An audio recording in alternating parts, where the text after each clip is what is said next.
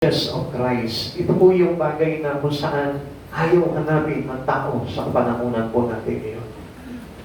Mas parang gusto po nila yung background lang po natin kanina, no?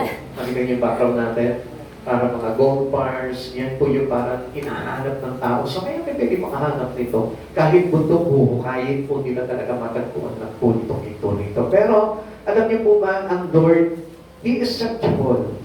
Ang bilis po makita ng Panginoon eh. Anywhere, everywhere, nandyan po ang Panginoon. Amen. Any moment, anytime, nandyan po ang Panginoon. Kaya na, ang problema dito, He is unsearchable to others. Amen. Hindi po siya hinahanap talaga ng karamihan po sa panahon po natin ngayon. Kaya, ang hirap para sa kanila na matagpuan po talaga ang Diyos. Pero sa totoo lang, ang bilis ng makita ang Panginoon sa buhay po natin. Okay? The word searches man the for riches. Yan po yung kumagay pa na hinahanap palagi ng tao. Yung yumaman siya, yung magkamal siya, yung magkaroon siya ng ginto, magkaroon siya ng mansyon, magkaroon siya ng mga bagay-bagay na materials, property to this world. Yun naman po yung kumagay para focus niya in life, which is hindi po nila alam na ang laking pandaraya po ng kaaway sa buhay po nila ito. People will sacrifice almost anything for wealth. Kahit na para buhay nila yung kapalit, basta yumaman lang sila, na itaguyod lamang nila, yung kabuhayan ng pamilya nila, okay na po sa kanila yun. Heaven itself has been sold for pittance in gold. Para pinagpapalit, kahit na ang langit, pinagpapalit po nila doon sa bagay na napakaliit na halaga lamang. So kung makikita po natin yung background po natin kanina dito, pure bar gold. So kung makikita po natin dito, this is valuable for us. Napakalaki ng halaga nito. Pero ang totoo lang, this is a small value for every Christian. Amen. Napakaliit lang ng value nito. And supposed to be, ito pa yung naglalagay sa atin para hindi natin makita yung totoong napakagandang value na kailangan hanapin po natin sa buhay natin. Okay, I'll give you an example for this. Judas sold Jesus for 30 pieces of silver. Kung mapapansin po natin, di ba yung istorya po ni Judas? Ito po si Judas po, siya po yung nag-anulong kay Jesus sa halagang 30 silver. So, yung 30 silver na yun, ano lamang po ba yun? It is a small amount. It is a small value for his life. Kapalit po ng napakalaking halaga ng kanyang paglilingkod kay Yesu Kristo. Alam niyo po ba kung si Jesus yung pinili niya, until now, pinapakinabangan niya pa rin po yung value ng Panginoon sa buhay niya. It is the same with us. Huwag po tayong masilaw doon sa kala natin magandang value o malaking halaga para sa atin dito sa mundong ito, which is absolutely, it is small and little or pittance of value. So kung titignan po natin dito, ito po mga bagay ito, pansamantala lamang po ito eh. But if we enjoy the value of Christ Jesus into your life, makikita mo, until your life here, before, after your life here, papakinabangan mo pa rin po yung halaga po nitong halaga nitong ating Panginoong Heso Kristo na tinanggap po natin sa buhay po natin. The riches of this world are temporary. Lagi natin tatandaan, lahat ng bagay na meron ka dito sa mundong ito, temporary lamang po yan, pansamantala lamang po yan, at hindi po dapat na talagang parang treasure mo yan, kundi dapat lamang enjoyin mo lang yung mga bagay na yan. Kung meron ka yan, enjoy mo yan, gamitin mo for the glory of God, para na sa ganon, that value will be converted into the real value of Christ Jesus. Kung meron ka mga little value of things that you have here in this world, gamitin mo yan for the glory of God. Para na sa ganon, yung totoong value, yung totoong mahalaga na bagay na dapat meron po tayo ay magkaroon ka. Amen. Which is the value of Christ Jesus. And do not forget that value that given to us by God. Amen. It is the value of Christ Jesus, yung halaga ni Yesu Kristo para sa buhay po ng bawat isa po sa atin. Ang sabi po ng Bible po dito, what the Bible says about this, lay not up yourself treasures on earth. Huwag lamang po tayo dito mag-impok ng kayamanan sa lupa. Sapat na po yung sapat para sa pangangailangan nyo po sa araw-araw, yung inyong i-impok. Sapagkat kapag lumabis ka doon, maaaring ito po yung makapagpawala ng iyong paningin pagdating sa totoong value ng ating Panginoong Jesucristo. Yun po yung nagtatanggal po sa atin eh. Kaya nga, kung minsan, alam niyo po ba, kapag abala na po tayo sa mga bagay dito sa mundong ito, nawawala yung great value ni Christ eh, sa mata natin. Alas hindi na po nakikita ng mga mata natin kung gaano kahalaga si Jesus sa buhay po natin. Ang nakikita na lamang po natin halaga, yung pong bagay na tatamasain natin doon sa mga bagay na ginagawa natin dito sa mundo. Kaya nga sabi ng Lord, lay up your treasure in heaven. So meaning, ang gusto ng Lord talaga, tayo po mismo ay magkaroon po ng pagpapahalaga sa mga bagay na panlangit. Para sa gano'n, tayo po mismo ay makinabang sa napakagandang halaga nito na tatamasain natin doon. Amen. Religious profit not in the day of wrath. Ang sabi po dito, walang halaga ang yaman sa araw ng kamatayan, ngunit ang katwiran ay naglalayo sa kapahamakan. So, ano po yung katwiran po dito na sinasabi po sa atin? It is the righteousness of God. Amen. When we walk into the righteousness of God, this make you valuable. Amen. Ito yung naglalagay sa iyo para ikaw mismo magkaroon ka rin ng halaga. Alam niyo po ba, maraming tao po ngayon wala nang halaga. Marami po tao ngayon napakababa na ng halaga. Why? Because the thing is they forget the righteousness living in Christ Jesus. Amen. When we walk into the righteousness of God, doon lamang po tayo nagkakaroon ng value. Doon nagkakaroon ng great value ang isang tao. Akala niyo po ba, porque nakita niyo po na naka-coat and tile, mukhang mabango, maputi, at mukhang mayaman. Akala niyo po ba na napakahalaga ng itong tao na ito? I tell you what, this is a wrong mindset. Amen. Maling kaisipan po yun. Na kapag nakita mo na naka-Lamborghini, yung isang tao, pogi-pogi, mabango-mabango, ang gara ng kasulutan, mukhang mayaman, akala natin, wow! Ang halaga nitong tao na ito ay hindi matatawaran. But I tell you, you are wrong. Amen. Because if you forget Jesus into your life, you are valueless. And you are less value in Christ Jesus. Wala tayong halaga kung wala si Kristo sa buhay natin because He is the one who paid the price for us. Amen. Kaya kung papansinin po natin, napakahalaga po na tayo po ay talaga dumikit sa ating Panginoong Jesucristo. Now, the unsearchable riches of Christ, ito yung bagay na kayamanan ng Diyos na hindi natin hinahanap. Pakisabi mo sa katabi mo, dapat nahanapin. Dapat na hanapin. Yan, ito bagay na po ito. Unang-una, ano po ba yung kayamanan ng Diyos na ito na dapat hanapin? The riches of His goodness. Yung mayaman na kabutihan ng ating Panginoon, sagana sa kabutihan ng Panginoong Jesucristo sa buhay po natin, that's why He is called us right now. Amen. Tinatawag tayo ng Panginoon na parito po tayo para iparamdam sa atin ng Panginoon yung kabutihan niya. Amen. Ano yung kabutihan na yun na ipinaparana sa atin ng Panginoon? Yung kagandahan ng kung saan naroon siya ngayon. Amen. At yun po yung gusto niya na mapamana rin po sa atin, maibahagi niya rin po sa atin. Not only the beauty of this earth, not only the beauty of the creation, hindi lamang po yun, kundi ang gusto ng Lord, even His house, even His place, even His kingdom. Gusto niya na magkaroon ka ng part doon sa bagay na yun. Kaya kanya tinawag dito because of His goodness, ganun kabuti ang Diyos. Imagine na, kung titignan po natin, I am less value because of my sin. I am less value because of what I did from here. Since I was birthed, parang wala na akong mabuting ginawa sa harapan ng Panginoon eh. Exactly. Wala naman po talaga tayo magandang ginawa sa Panginoon eh. Only when the time that Jesus came into you, na-encounter mo si Jesus, doon lamang po tayo may nagawang maganda. Amen. Yung natuto ka ng mag-church, yun lamang po yung bagay na nagawa nating maganda. Yun po tayo po ay natuto pakinig ng salita ng Diyos, natuto kang tumawag sa Panginoon ng buong puso, natuto kang magpakumbaba sa Panginoon, doon lamang nag-start yung value ng isang tao because of His goodness. When after bumaba siya po dito, para lamang po iparamdam sa iyo yung kabutihan niya. Ganoon kasagana, kayaman ang kabutihan ng ating Panginoon. Amen. Naku, papasinin po natin lately, kahapon nga lang ang pangit ng ginawa mo, nagkasala ka, pero still yung goodness ng Panginoon, nandito ka ngayon, nakikinig ka ng salita ng Diyos, kaya lang kung minsan inaantok ka. Diba? Pero mabuti pa rin ang Panginoon dahil gusto niya pa rin iparating sa iyo yung kabutihan niya.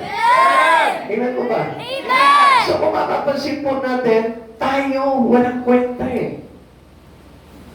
Wala tayong kwenta sa harapan ng Panginoon, pero still, ang gusto ng Lord na ito, dahil sagana po siya sa ating, sa kagandahan loob, sa kabutihan, kaya, anong ginawa ng Lord? Tayo mga walang kwenta, inabot niya tayo kung saan man tayo naroon. Amen! Di ba kung minsan ka, di ba, mas tayo parang, mas binibigyan na natin halaga yung mga bagay lamang sa sarili na lang natin. Na parang sinasabi pa nga natin sa Panginoon, Lord, huwag mo muna akong pakinatan ngayon at kailangan ko muna kasi kasuhin itong bagay na ito. Later, Lord, pagka kailangan na kita, kailan yung bagay na yun? Kapag meron ka na mabigat na karamdaman, tsaka sasabihin mo, wala namang kwenta itong Diyos na ito. Wala ka pang karamdaman, dumating na sa buhay mo ang Diyos. That was goodness. Amen! Amen? Amen! Wala ka pang problema mabigat, dumating na sa buhay mo ang Diyos. That was His goodness. Amen! So alam niyo na po, may problema po talaga ang tao. Bakit po kaya? Kasi kung minsan po, inaabuso po natin yung kabutihan ng ating Panginoon. Na since na alam natin na kaya pa natin na magtrabaho, kaya pa natin mabuhay sa mundong ito, still, hindi natin kailangan ng Diyos sa buhay po natin. Kaya nga sabi po na Roma chapter 2 verse 4, O hinahamak mo ang Diyos sapagkat siya'y napakabait, matiisin at mapagpasensya. Hindi mo ba alam na ang kabutihan ng Diyos ang umaakay sa iyo upang magsisi at tumalikod sa kasalanan? Why you are here today, it is because of the goodness of God. Amen! Hindi ka nandito dahil mabuti ka, kundi dahil mabuti ang Diyos. Amen! Wala ka ngayon dito, nagpe-pray ka, nandito ka ngayon nagpupuri ka, nakikinig ka ng salita ng Diyos, hindi dahil sa mabuting tao ka, kundi meron kang mabuting Diyos. Amen! Yung katotohanan po doon. Alam niyo po ba ang tawag po dito? Kaya sinabi po dito na, O hinahamak mo ang Diyos sapagkat siya'y napakabait, matiisin, mapagpasensya. Hindi mo ba alam na ang kabutihan ng Diyos ay umaakay sa iyo upang magsisi at tumalikod sa kasalanan? But then, yet, anong ginagawa natin? We are Christian abuse. We abuse the goodness of God. Amen. Minsan sinasabi natin, Lord, okay pa naman ang buhay ko eh. Nakakalusot pa naman yung mga sala ko. Nakakalusot pa naman yung mga bagay na ginagawa ko. Kaya okay pa ako. You are Christian abuse. If you neglect the goodness of God into you, into your family, into yourself, I tell you, it is, we call it Christian abuse. Inaabuso natin yung kabutihan ng Panginoon na napakabait, matiisin, mapagpasensya. Parang sinasabi natin, mabagin naman ang Diyos. Matiisin naman ang Diyos. Pagbibigyan naman ako ng Diyos. Hindi ako matitiis ng Diyos. Christian abuse po ang tawag po doon. Ang kabutihan ng Diyos ay hindi inaabuso, kundi ipinagmamakapulit, pinagpapasalamat sa buhay ng bawat isa sa atin. Amen. How good the Lord has been to us. Kaano po ba kabuti ang Diyos nito? He has given us life with all of its blessing. Binuhay niya po tayo, kinreate niya po tayo dito na meron ng lahat ng bagay eh. Amen! Kaya lang ang problema lang po, tayo po mismo because of our sin. Instead na yung sin natin, hindi makapag-prevail sa buhay po natin, ano nangyayari? Mas lalo natin pinapahintulutan yung kasalanan natin na i-roll over yung buhay natin para mawala tayo sa Panginoon. At sometimes, hindi niyo po ba napansin, karamihan sa mga tao, ang sinasabi nila pag makasalanan na sila, ako, hindi na ako kailangan dyan, makasalanan ako eh. Mas kailangan mo ang Diyos kapag ikaw ay makasalanan. Amen! Mas kailangan mo mag-church, mas kailangan mong ilapit ang buhay mo sa Panginoon kung ikaw ay makasalanan. Amen. Because He is the one who provide forgiveness to our sin. Amen! Kaya nga, doon dahil sa ating kasalanan, kung bakit nawala sa atin yung mga bagay-bagay sa buhay na yun eh. Kaya nga hindi natin masisisi na hindi mabuti ang Diyos. Mabuti ang Diyos, kaya lang tayo, hindi tayo naging mabuti sa Diyos. Amen! Kung bakit meron tayong mga pagsubok sa buhay, because hindi tayo naging mabuti sa Diyos eh. Because we abuse the goodness of God and we do a lot of sin in our life. That's why nagkaroon tayo ng kahirapan, nagkaroon tayo ng karamdaman, nagkaroon tayo ng kagipitan sa buhay, kaguluhan. It is because we are not good. Amen! Hindi tayo naging mabuti sa Panginoon. How good the Lord has been to us. He has provided eternal life through His death on the cross. Imagine that, wala tayong kakwenta-kwenta, pero mas tinais niya na magpapako sa krus para lang sa'yo. Amen. Siguro nga sa oras nito, kahit yung katabi mo hindi mo ililibre ng kahit na isang hamburger Bakit? Ano sasabihin mo? Sino ka ba? Hindi naman kita kilala. Hindi ko nga alam kung mabuting tao ka Bakit libre kita ng isang hamburger? Yeah? Hamburger lang po yun. Ano po? Magkano lang yung hamburger? 40 pesos? 50 pesos? Hindi mo pa maibigay doon sa katabi mo. Susukatin mo pa siya. Hahatulan mo pa siya. I-judge mo pa siya. Amen? Kahit na sabi ng Lord, bawal ang judgmental. Ang sasabihin mo sa kanya, ba't ko ililibre itong tao ito? Lagi nga ako sinusungitan nito But still, alam mo, ganun ang kalagayan natin sa harapan ng Panginoon. But still, anong ginawa ng Lord? Nilibre ka pa rin niya sa kasalanan mo. Amen? Amen! That's the goodness of God. Napapasilip po natin yung kabutihan ng Diyos nandiyan nakapalibot sa atin. Punong-puno tayo, bumubuhos sa atin everyday.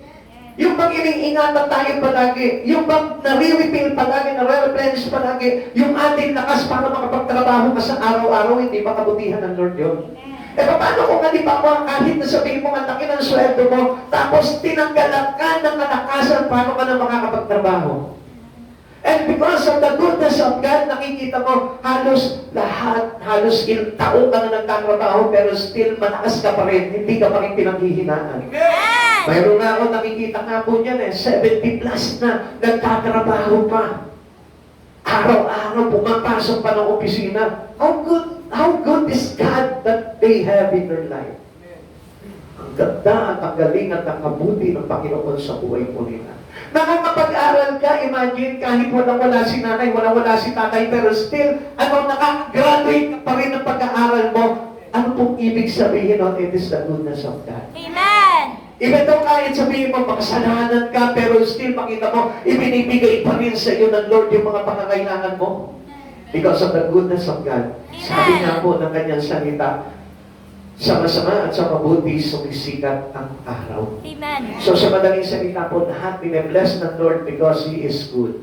God is good all the time. Amen! Mabuti palagi ang Panginoon. Yung napatungtong ang paa mo dito, mabuti ang Diyos Alam niyo po ba ang ibig sabihin po nun kung bakit mabuti ang Panginoon? Because He provide life for you. Amen! Siya po yung nagbibigay ng buhay po sa atin. Kaya huwag po nating sisihin ng Panginoon sa buhay po natin. Sabi po dito, awit 23 verse 6, Kabutihay pag-ibig mo sa akin di magkukulang, siyang makakasama ko habang ako'y nabubuhay at magpakailanman sa bahay ni Yahweh mananahan.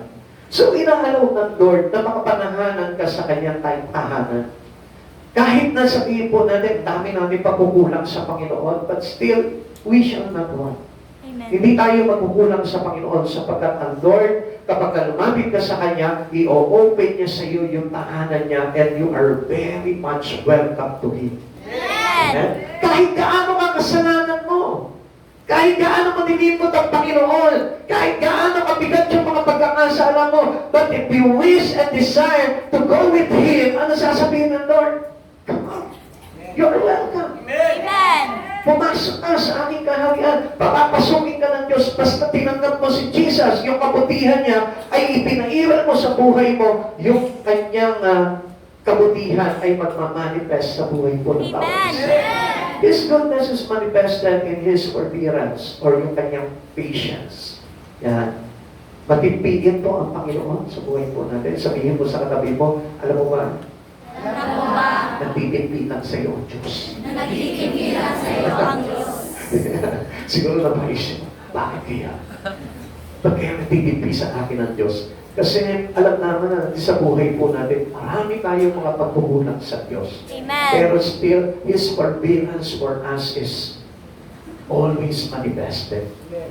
Nakita niyo po kung paano gumagalaw yung kabutihan ng Diyos na hindi ka pa rin niya pinababayaan. Di ba nung isa lang, meron kang halimbawa, yung nakita mo na nakasalubong mo, parang ang sama agad ng iniisip mo sa kanya. Tingnan mo yung tsura nito. Akala mo mababahabang kalapati. Di ba? Yun agad yung tingin mo nag-judge ka agad Doon pala nagkasala ka na pero hindi mo nakita. After nung i-judge mo yung tao na yun, anong nangyari? Pinag-jollibee ka pa ng Lord. Di ba? Pinagmerienda ka pa ng Lord. Ang sama ng isipan mo, but the goodness of God manifested in you. Amen. Di mo napansin yun? Yung mga halimbawa, hindi ka na nga nag-church, pero makikita mo, saan ka pa sa pagkain, hindi ba goodness of God yun? Amen! Amen. Parang hindi na tayo mga amen, ano? Goodness of God yun, kabutihan pa rin ng Diyos yun, sobrang kabutihan pa rin ng Panginoon yun. Amen. Amen! Amen. Yun lang, di ba? Kung napapansin po natin, kahit yung kumisan, hindi tayo nakakasunod sa kalooban ng Panginoon, but still, nakikita niyo yung blessing, ano? Dumarating sa mga anak niyo, dumarating sa asawa niyo, dumarating mismo sa inyo. Still, hindi niyo po ba napansin yung kabutihan ng Diyos po doon?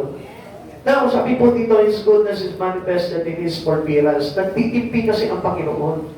At ayaw niya talaga totally mapahamak po tayo. Kaya yung patience ng Lord ay talagang overflow talaga sa mga Kristiyanong katulad po natin. Amen. And not only to us, even to those people around us, kahit they are all unbelievers, but still, nakita niyo po ba pinarusahan sila agad ng Panginoon? No.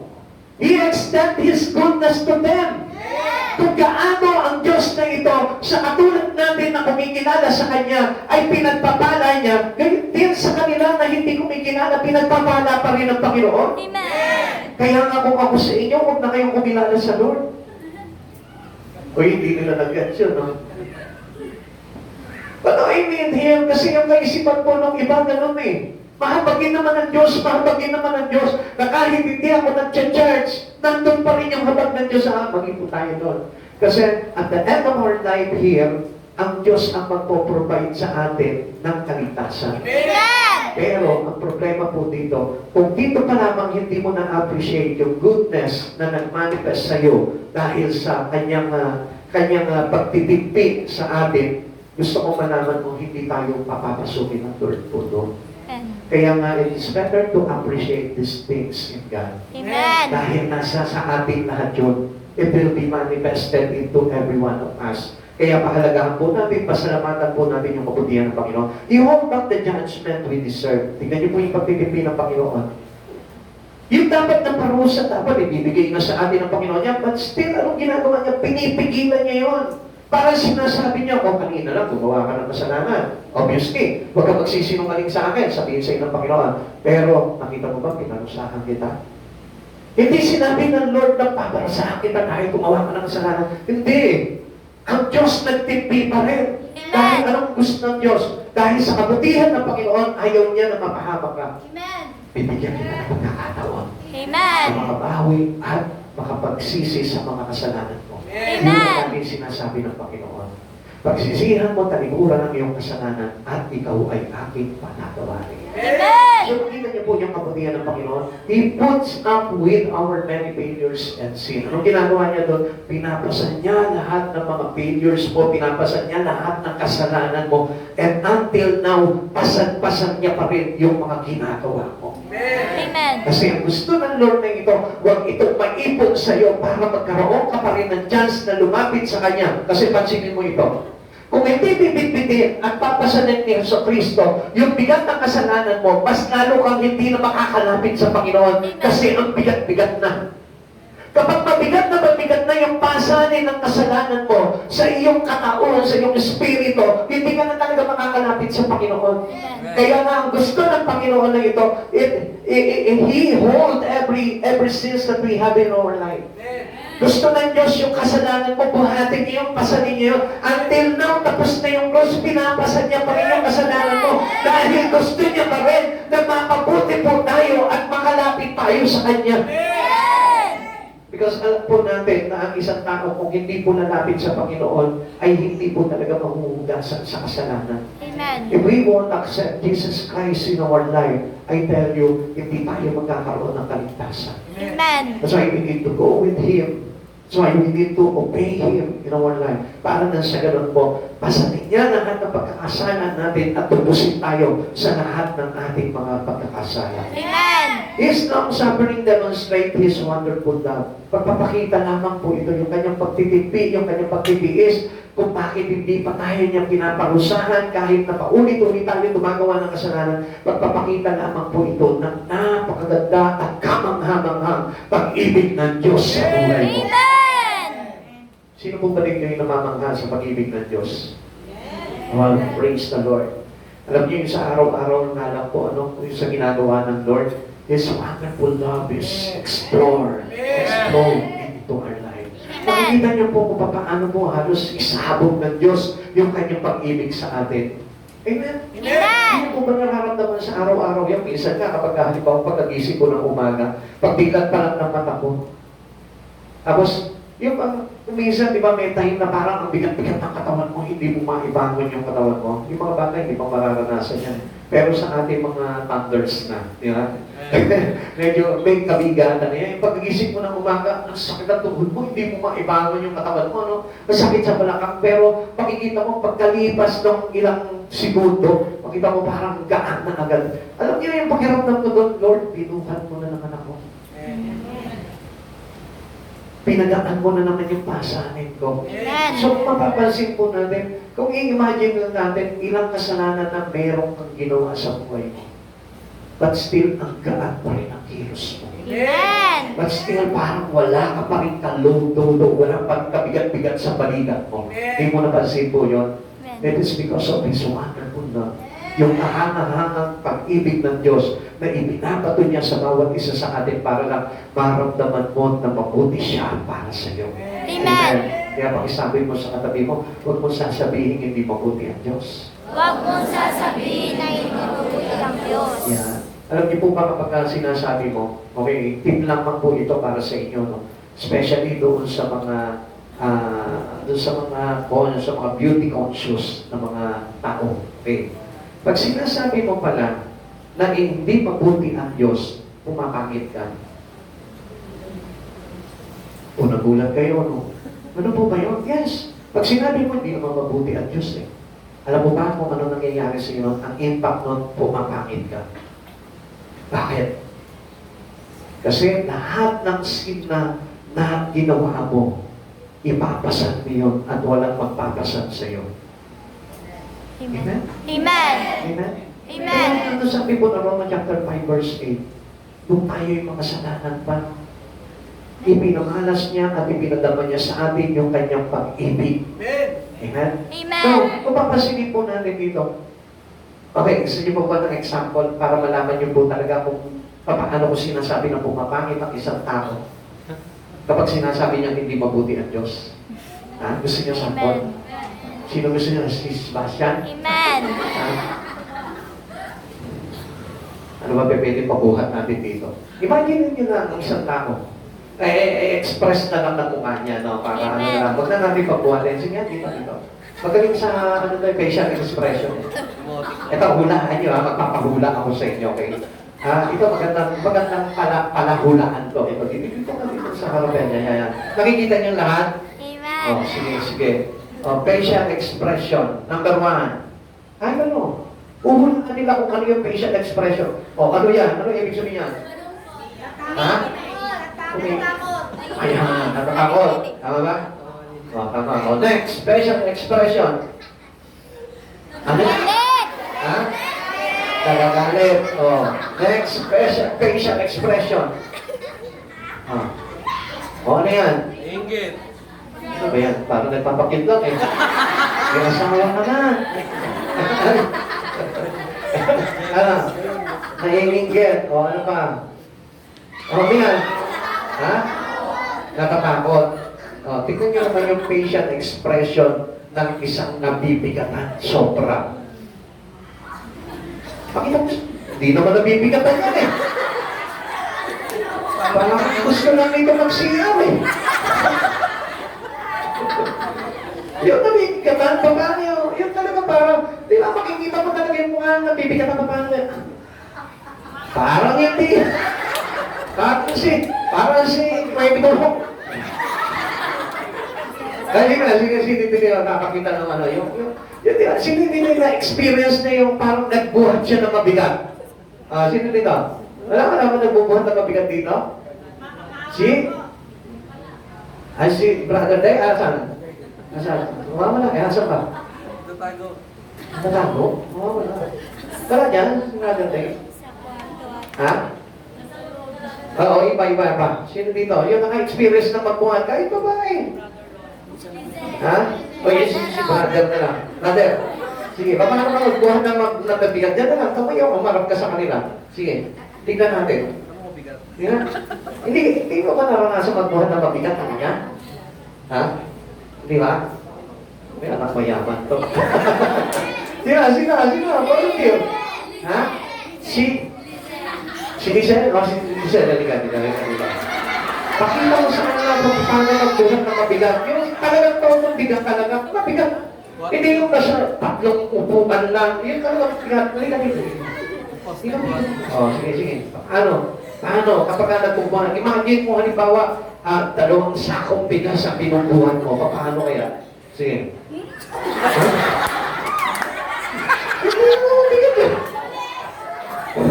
Parang kumuha ka lang ng wallet ng nanay mo. Wala, si Mayor, ano talaga, kaya talagang express talaga yung bigat. Talaga. Wala? Wala mayayaman kayo dito, ha? Wala. Sino dito? Yung nagbubuhat ng mabigat? Ha? Si Janine? Hindi naman marunong magbigat na, magbubuhat ng mabigat na eh. Kaya, brother Raya, nakabuhat ka na ba ng mabigat? Ha? O sige, tingnan nga natin kung paano magbuhat ng mabigat. Bilisan na, ubus yung oras natin. Ha? Tingnan nyo. Paano? Kung magbuhat ng mabigat nyo, kasi kunyari, ang bawa mga 1,000 kilos ng mabigat. O, paano?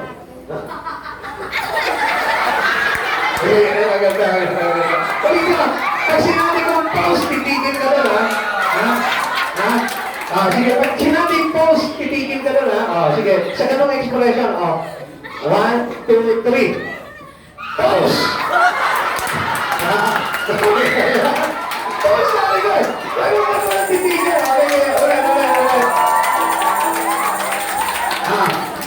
Tingnan niyo kung gano'ng magwapo to, ha? Pero tingnan niyo pag nagbuhat ng mabigat. Sige, pakita ko sa kanila. Sige. Okay. 1, 2, 3. Pause! Natin. Praise the Lord.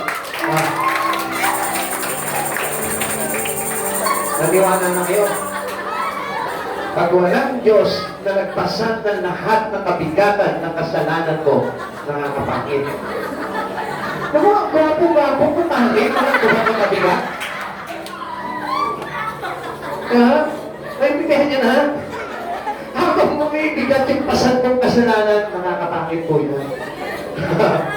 Ayan. Ayaw ko maniwala, sabi ko sa iyo. Kaya nga, Lord, hindi na siya nakilala eh. Kaya kung mapapansin natin si Jesus, hindi na siya nakilala kasi pinasan niya lahat ng bigat. Hindi na nakilala yung kanyang, yung pagkaan niyang mukha, yung malaanghel ng mukha, hindi na nakita at hindi na po nakilala sa kanya. Bakit? Kasi sa bigat ng kasalanan na binuhat niya, na kasalanan natin. And this is a wonderful love because of His goodness for everyone. Amen. Tingnan mo yung katabi mo. Tingnan mo yung katabi mo. Seriously, tingnan mo.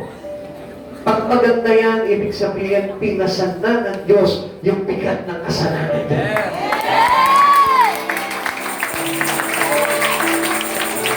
Parang yan nila, sige lang. Marami pang kasalanan.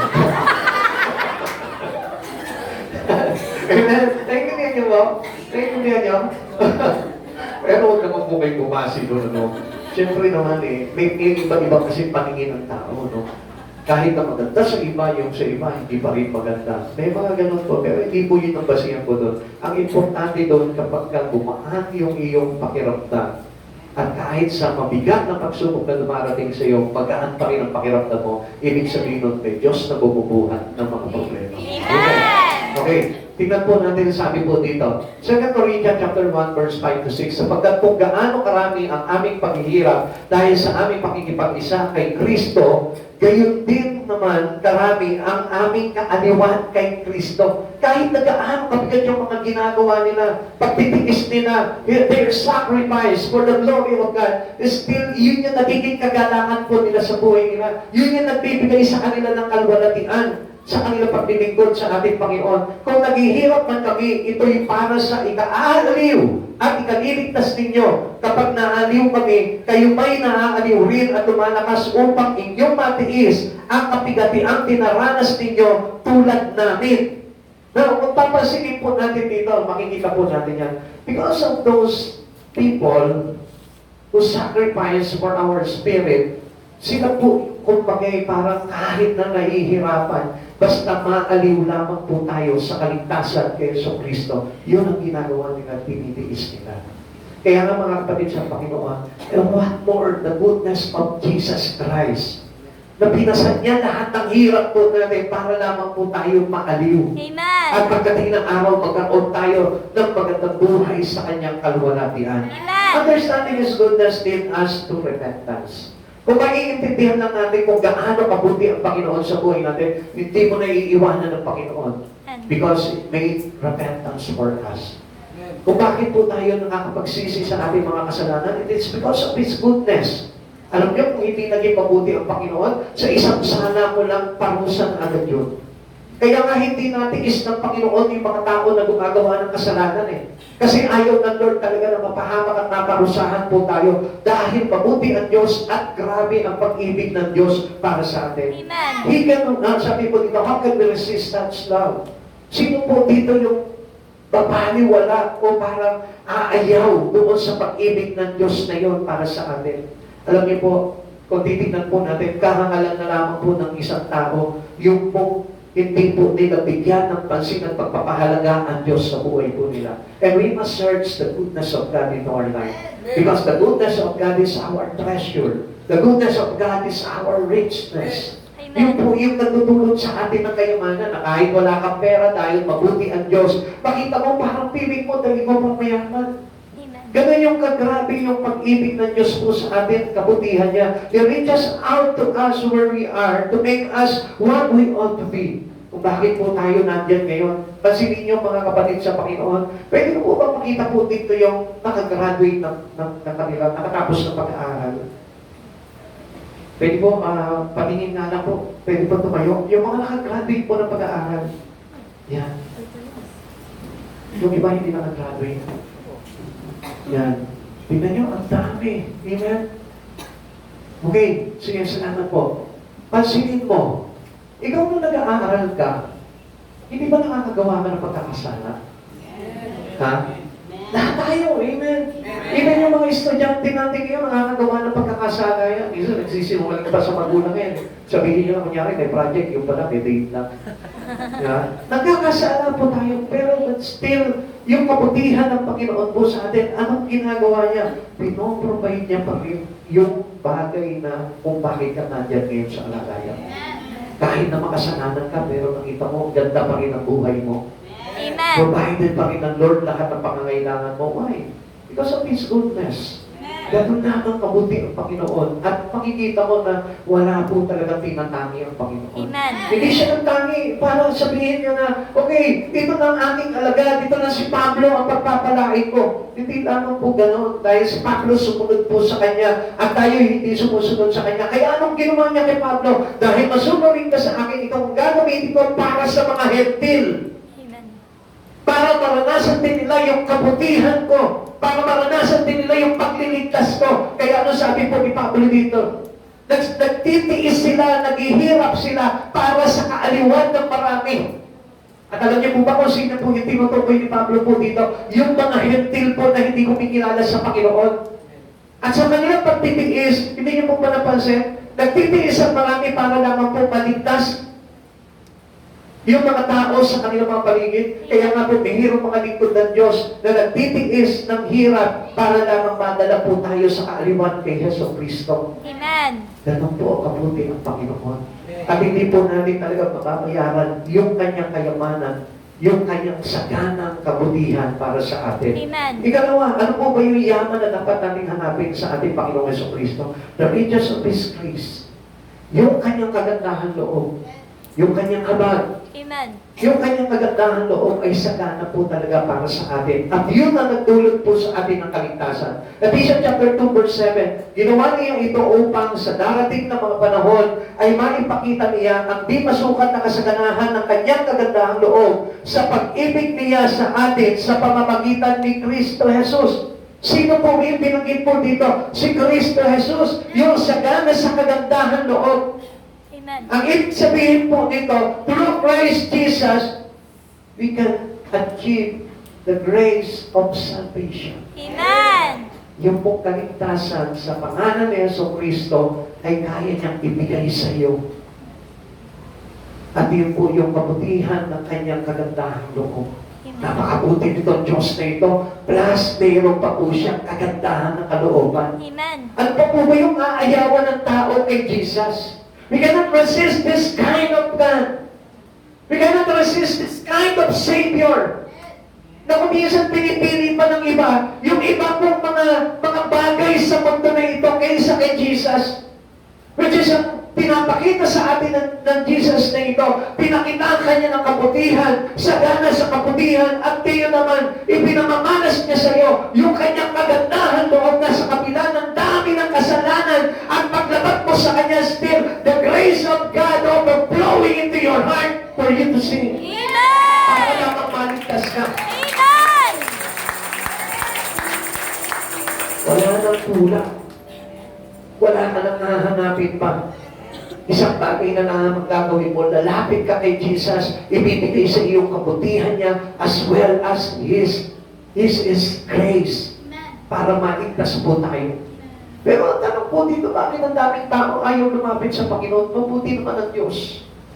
Bakit ang tao mas gusto yung masama kaysa sa mabuti? Bakit ang gusto ng tao yung pong service kaysa dito sa overflowing grace? Bakit po ganyan mo? Kung tatanungin po natin yung sarili natin, bakit ang tao mas lumalapit po sa kasamaan kaysa sa kabutihan ng ating Panginoong Jesucristo? What does it mean by grace? Ano po ba ang ibig sabihin po talaga ng grace? Ang grace po, ang ibig sabihin po dito kay Jesus, a wonderful and all-encompassing word. Ano po ba yung nakapaloob po dito sa salita ng Diyos dito na nag-uumapaw yung kanyang kagandahan loob? Alam niyo po ba kung ano po yun? A word that combines love and mercy. Yung kanyang pag-ibig at yung kanyang habag na kung saan hindi kanya matiis. Amen. Pansinin mo ang tao, minsan may love pero walang mercy. Minsan may mercy pero walang love. Hindi talaga magtugma yung dalawa na yun. But in a simple, great word of Him, there is mercy and love in Christ Jesus. Minsan ang hirap managpuan sa tao yun eh. May pag-ibig pero walang habag. May habag pero walang pag-ibig. Kaya kung mapapansin po natin, hindi po talaga perfect ang tao, pero ang Lord na ito, na nangako sa pamamagitan ng kanyang salita, na kanyang ginagawa sa buhay ng isang tao, ano po yun? Yung kanyang pag-ibig at yung kanyang habag ay ibinubuhos niya sa bawat isa sa atin para tayo maligtas. Amen. At ano ba po yun? A word that invites sinner to the Savior to be cleansed and made whole. Imagine na, wasak na wasak tayo sa pagkakasala. Sira-sira yung buhay natin sa mga kasalanan ng sanlibutan na ito. That daily in our life, ano yung umaharap sa atin? Sin of the Word. Because the Word is full of sin. Amen. Kahit simpleng nag-aaral ka, mayroong kasalanan. Simpleng nagtatrabaho ka, may kasalanan. Simpleng nandun ka sa pamilya mo, may kasalanan. Simpleng nakikipagkaibigan ka, may kasalanan. Full of sin of this world. But yet still, anong sabi ng Lord? He invite the sinner to the Savior. Para anong gawin? Para linisin ka. Para anong gawin? Para buuin yung nawasan mo ng Espiritu ng kaluluwa dahil sa kasalanan. Hindi po ba all-encompassing word dito para sa atin? Na kung saan yung grace ng Lord talaga sagana para sa mga tao nagmamahal kay Kristo Jesus. Mga kapatid sa Panginoon, alam niyo po ba, ito napakasimpleng salita lamang nitong dalawa nito, but ang impact nito sa buhay ng tao is life eternal. Amen. Alam niyo, wala kang Jesus sa buhay mo. Lahat tayo destroyed. Lahat tayo sira na. Amen. Lahat tayo wasak na. Lahat tayo wala ng pag-asa. But yet still, there is a grace of Jesus na patuloy na dumadaloy sa bawat isang makasalanan. Si Jesus yung kumbagay nangangarap palagi para sa atin, sa ikabubuti natin. Pero kung papansinin po natin, kung tatanungin mo yung katabi mo ngayon, anong pangarap mo sa buhay? Iba yung isasagot niya sa iyo. Sasabihin niya sa iyo, ang pangarap ko, yumaman ako. Ang pangarap ko, maging tanyag ako. Ang pangarap ko, maging artista. Ha? Ang pangarap ko, maging doktor. Pero walang nangarap ng buhay na walang hanggan kasama si Jesucristo. Bisa mo tatanungin mo, lumabas ka sa paligid mo, 100 people na nakakausap mo ang sasabihin sa iyong pangarap niya sa mundong ito. Amen. Huwag mong ipapahalata sa kanya na taga-church ka, hindi niya mababanggit sa kanyang buhay si Kristo. Tsaka niya nang babanggitin si Jesucristo pag nalaman niya na taga-church ka. Hindi niyo napansin? Ginawa ko po nung araw po yan. Habang umahayo ako, hindi ako nagpakilala na taga-church ako. At hindi ko po ipinapasok sa kanila yung mga bagay kay Kristo. Tinanong ko sila, tinignan ko kung talagang lalabas sa bibig nila si Jesucristo. Pero 100 katao, walang nagsabi ni isa man na ang pangarap nila pagdating ng araw, mapaglingkuran nila si Jesucristo sa buhay na walang hanggan. Amen. Karaniyan ang isasagot sa inyo ng tao, anong pangarap mo? Gusto ko yumaman ako. Gusto ko magkamal ako. Gusto ko yung magtapos sa mga pag-aaral. Gusto ko ma-promote ako sa aking trabaho. Puro pansandaigdigan lamang po yung mga pangarap po nila. Pero walang nagsabi, and by the grace of God, di man lamang nila naramdaman yung kagandahan loob ng Diyos na ginawa sa kanila. Amen. Come on. People of God, if you want to prove it, yung sinasabi ko po sa inyo, lumabas ka. Tanungin mo ang tao kung anong pangarap nila. Kahit 10 tao lamang, tanungin mo kung anong pangarap nila. Hindi papasok sa salita nila si Jesucristo. But the word of Christ Jesus, all-encompassing ang iyong ipinamigay niya sa atin sa pamamagitan ng salita niya. His love and mercy and to be cleansed and made whole. Amen. Isa lamang ang pangarap ng Diyos, yung maligtas tayo. Amen. Hindi niya pinangarap ang langit. Hindi niya pinangarap na siya'y laging nakaupo sa kanyang trono, kundi ang pinangarap niya, babain ka dito sa lugar nito at ipatikan niya someday doon sa kanyang kaharian. Grace rescues and revive those who are dead in sin. Yan po yung pangarap ng Diyos sa buhay po natin. He want to rescue us. Gusto ng Lord na ito, i-revive tayo lahat. Na kung saan alam ng Diyos na ito, wala kang agad-agad sa Kanya. Wala kang kasipasig-padya sa Kanya. Wala kang pag-ibig sa Kanya na natitira. Wala kang parang interest sa mga bagay kay Kristo. But still, anong gusto ng Lord na ito? To rescue you and to revive you from your sin. Amen. Ganda pa rin ang pangarap ng Diyos sa atin. Ano? Amen. Ikaw kaya sa oras dito, anong pangarap mo? Ikaw kaya ano sa tingin mo ang ipinagpe-pray mo ngayon sa oras na ito sa Lord? Marahil siguro ipinagpe-pray mo, Lord, sana makapasa ako sa exam ko. Lord, sana makatapos ko ng pag-aaral ko. Lord, sana i-bless mo ako. Lord, sana pagpalain mo ang negosyo ko. Siguro ganun po yung mga bagay na sinasabing natin sa Panginoon. At wala man lamang nagsabi na, Lord, I want to serve Him until eternity. Kapatid sa Panginoon, mangarap ka ng tama. Para sa ganun, pagdating ng araw, you will receive this dream that coming from God. Itong pangarap ng Diyos na ito para sa iyo ay magganap sa buhay ko. Ephesians chapter 2, verse 1 to 3. Noong una'y patay kayo dahil sa inyong mga pagsuway at mga kasalanan sinunod ninyo ang masamang takbo ng mundong ito at napag-ilalim kayo sa pinuno ng kapangyarihan ng ipapawid ang Espiritu nagahari sa mga taong ayaw pasakop sa Diyos.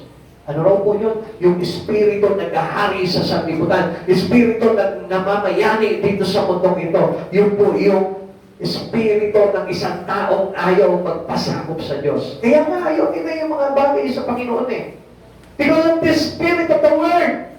Kaya nga kapag ang isang tao nakapokus lamang sa kabutihan ng mundo, ay dahil yung hindi mo makikita yung kagandahan loob ng Panginoong Jesucristo para sa iyo. Amen. Verse 3, ang totoo tayo lahat ay dati ring nabubuhay ayon sa pagnanasa ng ating laman at sumusunod sa mga hilig ng katawan at pag-iisip. Kaya't sa ating likas na kalagayan, kabilang tayo sa mga taong kinapupuotan ng Diyos. Kapag tayo'y nakikiisa sa mga bagay sa sanlibutan po lamang at hindi pumasok sa buhay mo yung kagandahan loob, anong sabi doon? Kabilang tayo sa mga taong kinapupuotan ng Diyos. Tuloy po natin. Hey, there is nothing good about these sinners who are offered grace. Walang mabuti. Lahat puro masama. Amen. Lahat nakiisa sa takbo ng sanlibutan. Amen. Now, kung papasinin po natin, no one, sabi ng Lord, no one find the righteousness of God. Amen. No one seek for the holiness of God. Walang sino man gustong maging matuwid. Lahat nakiisa sa mga bagay sa sanlibutan.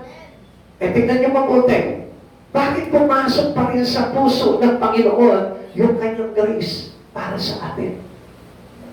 Siguro kung tayo po yun, siguro halimbawa, let's say, sabihin natin, halimbawa, itong pong barangay Burgos, nakita ko halimbawa na, kunyari naman po, no, lahat ng tao halimbawa dito sa barangay Burgos ay adik, na puro laging puro nakakaperwisyo ng mga mamamayan po dito sa mga tarim.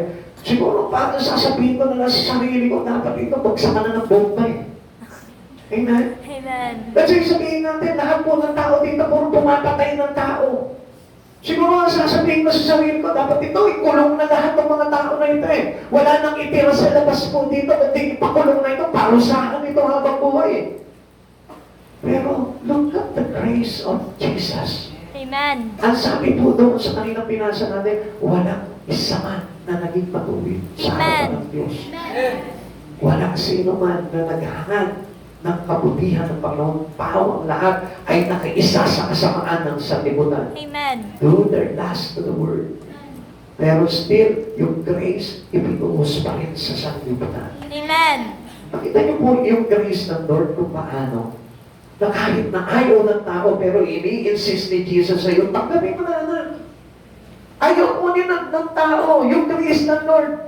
Pero ang Diyos na ito, pilit na ino-offer sa'yo. Even though kahit pa ulit-ulit ka magkasala, ano sabi ng Lord? Anak, this is my grace for you to be saved. Amen. Tanggapin mo itong kagandahan loob ko para maligtas ka. Yet still, nakita niyo po ang tao, inaayawan nila, nire-resist nila itong grace of God. Still, nagpapatuloy po sila sa mga bagay na makasanlibutan na alam nila na bumababad at nagpupuno sa kanila ng kasalanan. Amen. Mas inibig pa po nila na mabuhay sa kasalanan kaysa mabuhay sa grasya at habag ng ating Panginoong Jesucristo. Amen. Amen. Amen. Sabi ko, they have been walking according to the course of this word. Saan po? Ganyan po ang tao. Mas pinili nila na lumakad sa kasamaan ng mundo nito. Mas pinili po nila yung hilig ng kanilang laman kaysa sa hilig ng Espiritu ni Kristo para sa atin. Ano po sabi dito? They have been fulfilling the lust of the flesh. Ang sinisikap lamang po nila yung mga bagay sa laman. Pero yung mga bagay sa Espiritu, hindi nila binibigyan ng pansin na talaga sa kanilang buhay, which is our true richness. It is the treasure of everyone who believe in Christ Jesus. Yun yung totoong kayamanan, mga kapatid sa Panginoon. Kaya nga tayo kuminsan, nagpapakahirap tayo sa mundo na ito. Pero ano mangyayari? Hindi naman natin pagkikinabangan itong mga bagay na pinaghirapan natin sa mundo ito kapag tayo'y dumating na sa kamatayan. Amen. Pero itong ino-offer ng Lord na ito, until death, until to the next life in you, papakinabangan mo itong grace ng Lord sapagkat ito yung maghahatid sa iyo sa buhay na walang hanggan. Kaya nga ayaw ng Lord na mabuhay tayo sa tapuhin ng sanlibutan. Amen. To nag-comport to the pattern of this world. Kailangan ng tao talaga na tayo po'y mabuhay into the Spirit. The Spirit that given to us by Jesus. Kaya alam ko minsan, ito nga po yung madalas na nire-resist ng tao. Ayoko dyan, Lord. Hindi ako mabubuhay dyan. Hindi ako kayang pakainin yan. Hindi ako kayang buhayin yan. Hindi ako kayang bigyan yan ng magandang buhay. Especially my children. Especially my family. Hindi niya kayang itaguyod ang aking pamilya. Una, that things. Sino nagsabi sa iyo? Mga kapatid sa Panginoon, I want you to know this. If you walk into the Spirit of God, I will assure you that God will provide everything in you. Amen. Don't forget the creations of man.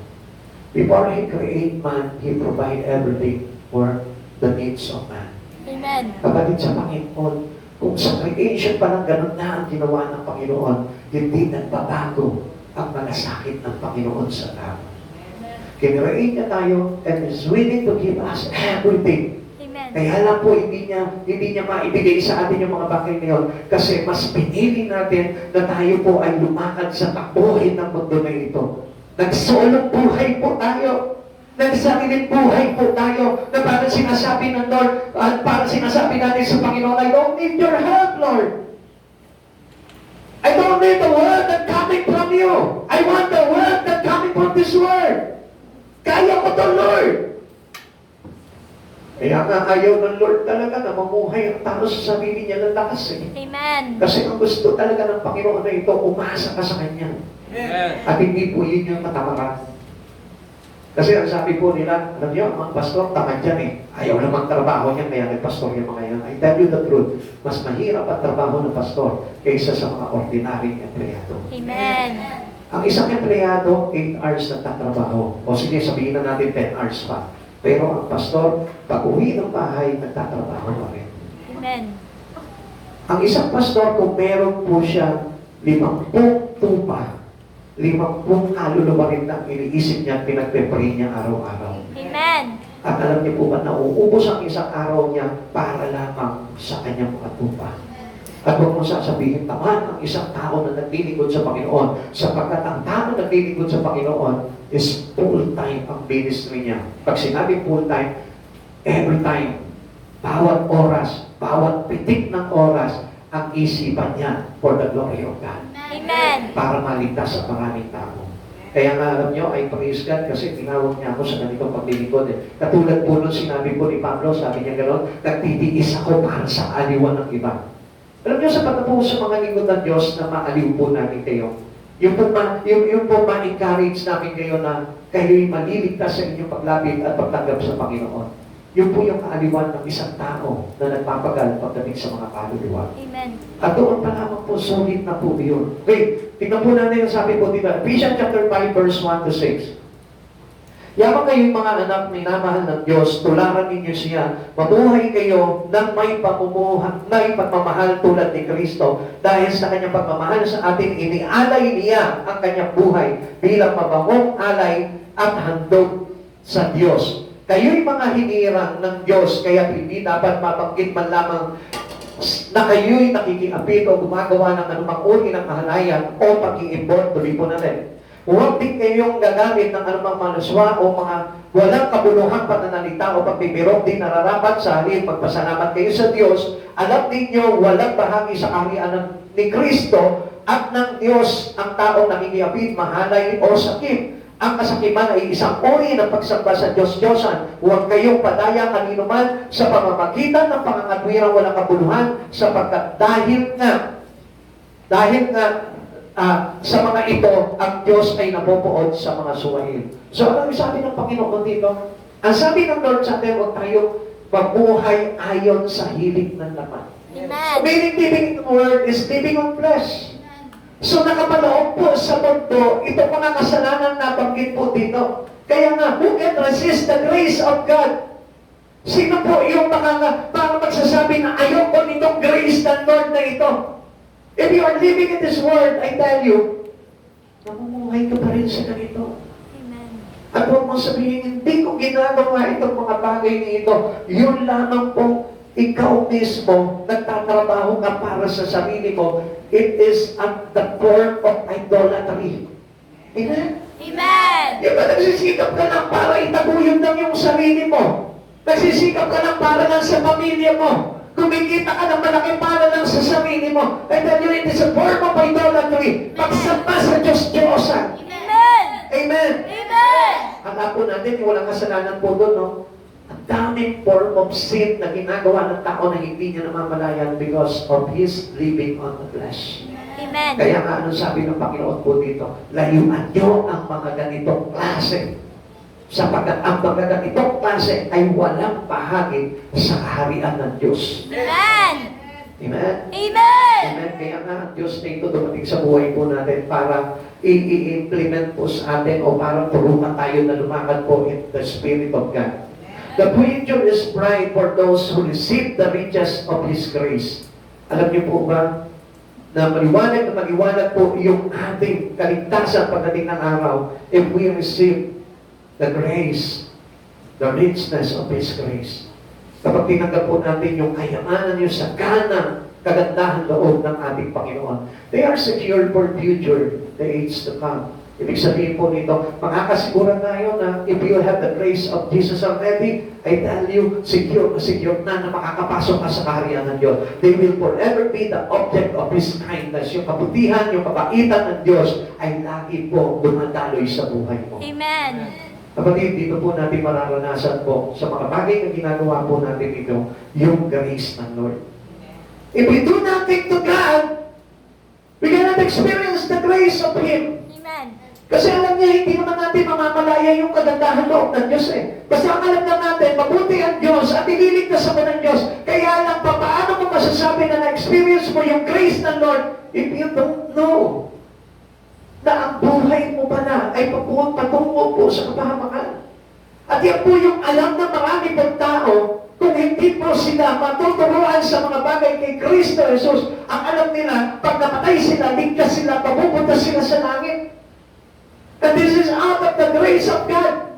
Sa mga tao na namatay na hindi kuminala sa Panginoon at hindi tumanggap ng pagsisisi nila sa harapan ni Hesus Kristo, wala pong kaligtasan po doon. There is no grace of salvation. Amen. Kaya nga gusto ko pong malaman po ninyo sa atin na kumikilala sa Panginoon at nakakarinig ng salita ng Diyos, there is already the grace of God giving us salvation. Amen. Kung hindi po ba tayo magpapasalamat no? Dapat nga po doon nagiging masaya po tayo. Yes, meron na akong kaligtasan. Because I am interested to the words of God, I am interested with Christ Jesus. Yung magkaroon ka ng willingness na makilala talaga ang Diyos na ito, alam niyo po ba, ang laking bagay sa buhay po ng tao yun. Dahil ano po sabi po ng Biblia, walang sino man naghahanap sa kaputihan ng Diyos, walang sino man naghahanap sa katwiran ng Diyos, lahat sila nabuhay sila ng ayon sa hilig ng kanilang Ama. Kapatid, kaya nga kapag nagkaroon ka ng interes sa salita ng Diyos, nagkaroon ka ng interes kay Hesus Kristo, dumating na sa iyo yung kagandahan loob ng Diyos and you can secure your salvation. Amen. Ganda mo. Amen. Pero para malungkot kayo. Suppose ko nagandahan ka doon sa bagay na yun, siyempre mapapasiko ka, yes! Meron na akong kaligtasan! Para mo ito, kaligtasan. Para napitan, wala yata. Kaya minsan siyempre alam niyo, if you feel guilty, di ba? Parang nakakatakot eh. Ganun pala yung grace. Pero until now, di pa ako nakakapagsisi sa kasalanan ko. Until now, I have no yet interest to God. Wala pa rin akong parang galak sa ating Panginoon. Alam niyo mga kapatid, there's still a chance. Nandito ka, nakikinig ka ng salita ng Diyos, huwag kang malungkot. Amen. Not guilty. Huwag mong isipin na guilty ako. Naku, kahapon na, ang sama-sama ng ginawa ko eh. Kaya nga pinarinig sa iyo ng Diyos itong aral na ito para hindi ka mag-guilty, para baguhin mo yung kalagayan mo sa buhay na ito. Tanggapin mo yung grace ng Lord and you will secure for the future. Now, ito po. Kapatid sa Panginoon, if you know this, tingnan mo kung magigilty ka ba. Pag nag-guilty ka ba, ibig sabihin niya, ayaw mo talaga ng grace ng Lord. Yung grace is always offered for every one of us. Amen. The grace of God is willing to give to you by God. Kaya lang, ang problema doon, kaya tayo nag-guilty dahil ayaw natin tanggalin yung grace, ayaw natin tanggapin yung grace ng Lord. Always remember that the grace of God will bring us into salvation. Amen. Ang kaligtasan po natin through faith alone, through grace alone, and through Christ alone. Now, why without guilty? Bakit ka ngayon magigilty kung alam mo na itong kagandahan loob ng Diyos ay ibinabahagi niya sa iyo? Amen. Let's say, for example, the grace of God. Halimbawa, ikaw may wala nakakilala sa Panginoon. O hindi ka man nakakilala sa Panginoon. And then He offered to you His Word. Sister, pasahin mo. At pinabuklan sa inyo ng Panginoon, John 3:16. Sister, anong nasabi niya? Sabi ko yung letter ni Sister Mary, nandiyan, baka mabuklan mo. Yan. John 3:16, buksan mo. Yan. Asa ka. Hindi ka nabibigyan. Sabi mo. Wala ka sabi? Ha? Sino ba yung maliwanag ang ano dito? Wala na. John 3:16, swerte mo. Sabi ko, di mo rin alam, nasa John 3:16. Magkasa ka kasi ng Bible. Halimbawa, hindi siya nakakilala pa sa Panginoon, ano? May nag-o-offer sa kanya. Sinabi sa kanya, basahin may nakasaad sa John 3:16. Sabi po dito, gayon na lamang ang pag-ibig ng Diyos sa sanlibutan, kaya ibinigay niya ang kanyang bugtong na anak upang ang sumampalataya sa kanya ay hindi makahamak, kundi magkaroon ng buhay na walang hanggan. Supposed to be, hindi pa nga ganyan magbasa yung mga tao ngayon lang nakahanap ng Bible. Hindi nyo napansin? Pag ang isang tao, bago lang nakabasa ng Bible, pag binasa niya yung John 3:16, gayon na ang pag-ibig ng Diyos sa libutan. Kaya, ganun pa. Di ba? At kung mapapansin po natin, ano kaya yung tinanggap mo nun? Pinagbasa ka lang? No? That was the grace of God willing to reach you from your sin to show you how goodness and the grace of God will be. Amen! Ang buti ng Lord eh. Yung marinig mo yung John 3:16 o yung Romans chapter 5 verse 11, Romans chapter 10 verse 9, yung 2 Corinthians 5:17, yung mga words na yun, marinig mo lamang yun. 2 Chronicles 7:14, yung mga words na yun, ipabasa lamang sa iyo. That was the grace already of God that gives you knowing, knowledge, wisdom. Para na tanggapin mo yung kagandahan loob ng kaligtasan na ino-offer sa iyo ng Lord. Amen. Kasi isipin, the words of God is the grace of God. Amen. Ito yung kagandahan ng loob ng Panginoon na kumisa nire-reject ng tao. Sulat lang ng tao yan. But I tell you, hindi nila nalalaman dahil ang akala nila, it is also only written by man. Pero ang hindi nila alam, it is inspired by the Spirit of God. Amen. Pag binasa mo ito, parang si Jesucristo na yung nagsasabi sa iyo, anak, sumampalataya ka lang sa akin, ikaw ay hindi mapapahamak, kundi magkakaroon ng buhay. Tapos the grace of God! Grace of God is overflowing to everyone. Pinupuhos ng Lord yun kahit saan dako. Amen. Kaya hindi mo napansin, nandito ka ngayon, full of grace ang Lord. Amen. Full of words, full of teaching, full of preaching, full of gospel. Sa piling umuulan ng grasya ng Diyos para sa kaligtasan ng tao. It is not impossible to have this grace of God sapagkat ibinibigay sa atin sa lahat ng dako. Kahit sa kapapuntan, nandun ang grace ng Lord. Kahit saan lupalog ka man, nandun ang grace ng Lord. Kung minsan nga kahit sa punto, kumaakyat ka, bigla ko na lang may makikita ka dyan, 3:16. Grace of God yun. Minsan naliligaw ka ng lugar, bigla na lang meron ka paririnig na awit, papuri sa Panginoon. Grace of God yun. Yung minsan, wala kang ginagawa sa bahay, may kumakatok sa iyo na nahumahayo at nagpapahayag na sa kita ng Diyos. Grace of God yun. Yung nakakaiki ka, may narinig ka, na nag-i-straight preaching. Grace of God yun. Yung meron kang kataganan na meron sabi sa iyo, halika sumama ka sa Diyos. Grace of God yun. Yung meron kang nanay na nag-aanyaya sa iyo para mag-church ka. Grace of God yun.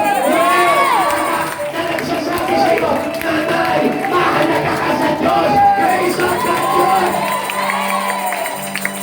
Kung meron mga lingkod ng Diyos na kahit na nahihirapan, nalulugmok sila ng mga bagay na magating sa kanilang sakripisyo sa Panginoon, kahit na hindi mo tinatanggap yun, still, grace of God is coming into your way. Ano po mabuti na kung minsan tinatakihan lang ng tao. Stop ka. Marami akong ginagawa na nawa I'm busy. Yung minsan, alam mo po ba, yung babaaran lang yung tahanan mo ng Bible study, Sobrang grace na yun. Amen. Yung minsan yung magpatugtog ka lang sa bahay ng mga worship song, sobrang grace na ng Lord yun. Amen. Yung kapag may karamdaman ka, tapos bigla na lang, kinabukasan wala ka ng karamdaman, grace of God yun. Amen. Kasi masabi niya, there's still a chance for you para mabuhay ka. Because sabihan niyo po ba, sinat lang pwede mag-cause sa'yo ng kamatayan. Sipon lang pwede mag-cause sa'yo ng kamatayan. Pero bakit gumagaling ka sa mga karamdaman na ito? Dahil sinasabi sa'yo na kagandahan loob ng Diyos ay dumadaloy sa buhay mo para magkaroon ka ng chance na kapalit loob ng yung nakaganda ka sa mga bagay sa pagsubok mo sa buhay at ngayon nakabangon ka, nagpupuri ka sa Panginoon. It is the grace of God that touching your life para magbago ka. Amen. Hallelujah.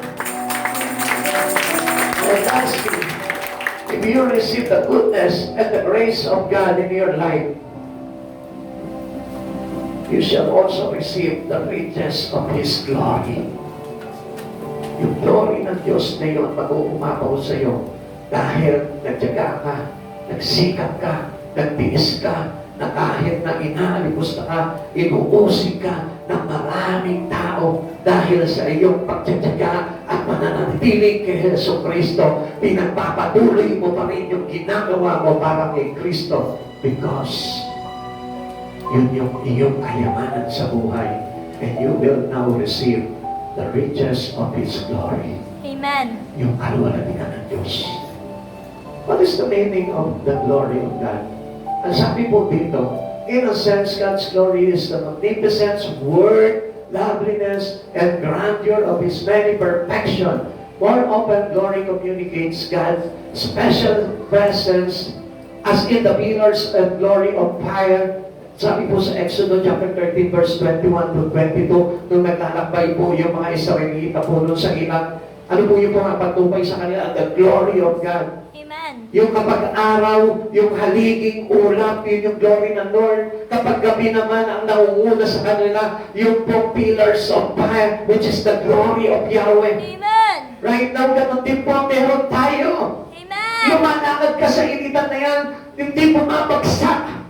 Lumalakad ka sa initan na yan, hindi nagkakasakit. It is the glory of God covering you. Amen. Kapag gabi na nag-iisa ka naglalakad sa kalsada kahit gabi, nandun yung pillars of fire na nakahaligi sa iyo para protektahan ka sa anumang makatangka ng kaaway. Amen. It's the glory of God or the glory that filled the tabernacle. Alam niyo po ba, kapag nag-church ka, na kapag nararamdaman mo na parang namuluha ka, na parang lumalabot yung kalooban mo, na parang nanginginig ka, it is part of the glory of Jesus Amen. that experiencing in your worship. Kapag halimbawa sa oras na ito, parang hindi mo ma-explain kung ano yung nararamdaman mo because of the things that you heard. As we listen to the words of God, gusto kong malaman mo, it is the glory of God. Yung sa oras nito, parang hindi mo maintindihan na parang bagang tuwa sa kalooban mo, may kalakas sa puso mo, at napipil mo parang ang lakas-lakas mo. It is the presence and the glory of God inside of you right now. Because you're listening to the Word of God. You're listening to Jesus Amen. who gives you that glory. Alam niyo, kapag naranasan mo yung bagay niyon, I tell you, parang naman nasa langit nun, sabi nga nila. Parang kang lumulutak na sa alapaap na parang kang dinadala na ng Diyos doon sa kanyang kaluwalhatian. Yung minsan kapag nakakarinig ka pala, nakikinig ka na sa salita ng Diyos, tapos unti-unti parang pumapatak na yung luha mo. It is the grace of God touching your heart. Amen. Mga kapatid sa Panginoon, ang sarap maranasan yun. The very first time that I encountered the glory of God, nung ako po ay nag-worship into the midst of many Christian on that church, biglang tumatak yung luha ko. At hindi ko ma-explain kung ano yung nararamdaman ko until now. Kapag naaalala ko po yung experience na yun, halos parang yung puso ko, yung dibdib ko, parang pinipisil-pisil ng Diyos. Dahil doon sa bagay na yun. And when I open up my eyes, parang sinabi sa akin ng Lord, you have a new life, you have a new life. You have a life in Christ already. Kapag nasa maranasan mo, Yung mga habang nakaupo ka, nakikinig ka, focusing into the words of God, biglahan na lang parang maluluha ka at may kasamang galak. It is the presence of His glory. Amen. Kapatid, I want you to experience this kind of glory of God. Sapagkat ang glory ng Lord, lagi niyang ipinag-experience sa atin yun. And we cannot pretend. Hindi natin pwedeng dayain yung glory ng Lord na yun. Because the glory comes to us in God's way. Amen. Hindi sa pamamaraan ng tao, kundi in God's way. Na kung minsan parang bigla ka na lang manginginig. Parang bigla ka na lang lalamigin. Bigla ka na lang nag-iinit. Bigla ka na lang nagsisisigaw. Bigla ka na lang nakaka-experience na parang pinapalimutan ka na maraming anghel. It is the glory of God. When the comfort that comes into you, especially when you have a lot of problems, a biggest problem, great problems, and then the comfort of God coming into you, hinihimas yung likod mo ng Panginoon. It is the glory of God. Yung puno-puno ka ng problema, bigat-bigat ang dibdib mo, bigla na lang luluwag yung dibdib mo, at parang bigla na lang magkakaroon ka ng kapayapaan. It is the glory of God. Amen. Upon hearing the words, minsan doon dumadalo yung kapangyarihan ng Diyos. When you listen to great music and sound in Christ Jesus when you are in home, bigla na lang parang nag-iiyak ka, bigla kang matatawa, na parang kakaiba yung experience mo. It is the glory of God. Amen. This is how we explain how we encounter and experience the glory of God. At kapatid ko, naranasan mo na yung bagay na yun because you listen to the Word of God at hindi po imposible na hindi mo naranasan yung kaya lang hindi mo siguro pinansin. Pag dumating na sa iyo yung bagay na yun, feel it, embrace it, and be yielded on it. Ipayakap mo sa Diyos yung buhay mo, Lord. I know that you are here today. I know that you embrace me. Lord, come on. Bring it time. Pigpitan mo pa yung iyahakap mo sa akin. That's my heart, Lord. Paglasin mo lahat ng karumihan. Tanggalin mo lahat ng kasamaan. It is the glory of God. Many Christians today, they ignore the glory of God. And sometimes, alam niyo po, marami po mga Kristiyano ngayon, dumarating na sa kanila yung glory ng Panginoon, kaya they neglect it. Minsan yung focusing mo lang pagdating sa pakikinig ng salita ng Diyos, it is already the glory of God that made you focus on listening to the words. It is the glory of God. At alam niyo po ba kung anong ibig sabihin nito? This has to do with our inheritance with Christ. Ang Diyos ang nagbigay sa atin ito. Si Jesus ang nagpapamana sa atin ito. Dumarating sa si Jesus sa buhay mo kapag na-experience mo yung bagay na yun, and Jesus' presence is there in you. In the midst of your trouble, in the midst of your trials, hardship, Jesus come. Because He promised for us, I will not leave you nor forsake you. Kapatid sa Panginoon, gusto kong malaman mo, lahat tayo will receive our inheritance from Jesus. And this glory is belong to Jesus as we inherit Him. Pag tinanggap mo si Jesus sa buhay mo, lagi mo may experience yun. Kaya lang, alam niyo, marami pong Kristiyano ngayon hindi na pinapakiramdaman yung pagdating ng kaluwalhatian ng Diyos sa kanyang buhay. Ephesians chapter 1 verse 18, naway liwanagan ng Diyos ang inyong mga puso upang malaman ninyo ang pag-asa na para doon ay tinawag niya kayo kung gaano masagana ang pagpapalang inilaan niya para sa kanyang mga banal. Amen. Praise the Lord.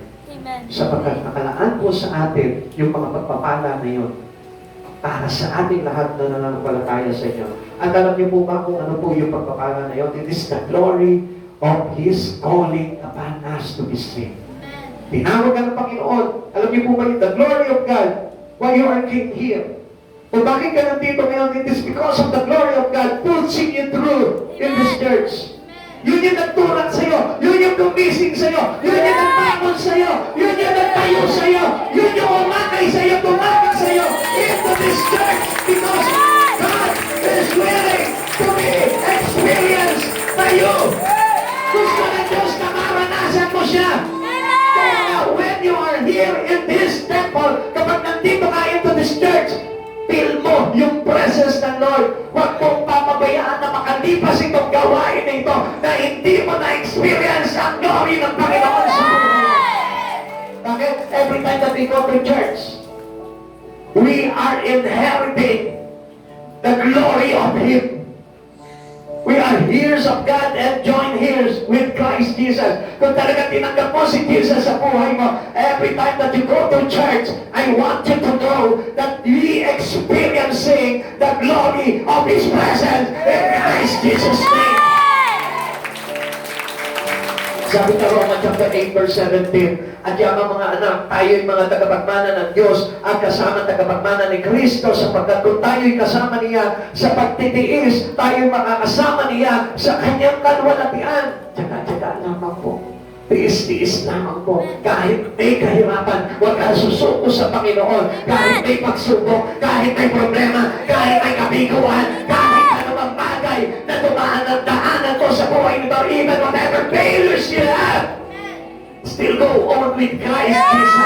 Huwag kang titigil sa pagkakatitis. There is glory sa Christ. Huwag kang titigil kahit nahihirapan ka sa trabaho mo. In Christ's name, magsumikap ka pa rin. Kahit nahihirapan ka sa paglilingkod mo kay Jesus, in Christ's name, magsikap ka pa rin. Kahit na nalalaglag yung espiritu mo, in Christ's name, huwag kang susuko. Sapagkat na sa pagtitiis, yung kalwalatian ng Diyos for us to experience the glory someday in His kingdom. Those who do not persevere in the Lord's will not receive His glory. Yung walang tiyaga, yung walang pagtitiis, yung walang pagpapagal pagdating sa mga bagay kay Kristo Jesus ay hindi tatanggap ng kanyang kalwalatian pagdating ng araw. We will receive this rich inheritance when our Lord returns. Kaya nga po, sabi ng Biblia, habang tayo naghahantay sa pagbabalik ng ating Panginoon, tayo'y nananatiling gumagawa. Amen. What should be the meaning of this? When you are working with God until His coming, ang ibig sabihin niya, the glory that leads you into your journey. Yun yung naranasan po ng mga Israelita habang sila'y naglalakbay sa ilang.